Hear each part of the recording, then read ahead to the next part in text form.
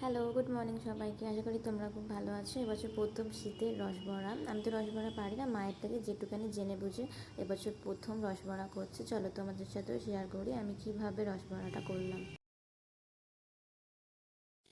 যেহেতু আমি এর আগে কোনোদিনও রসবড়া করিনি, তা ট্রাই করার জন্য 500 ডাল একদিন আগে রাতে ভিজিয়ে রেখেছিলাম। সেটা মিক্সিতে বেটে নিয়ে তেল গরম করে একে একে বড়ার আগে ভেজে নিয়ে আর একদিকে তোমরা দেখতেই পাবে ভিডিওতে একটা পাত্রের মধ্যে জল দিয়ে গুড় মানে যেই পরিমাণ তোমরা চিনি খেতে চাও সেই পরিমাণ চিনির রসটা ফুটিয়ে নিয়ে একে একে ওই বড়াগুলোকে ভেজে নিয়ে পাশে ওগুলো ডুবিয়ে নিলেই ব্যাস, খুব সিম্পল প্রসেস, রসবড়া রেডি।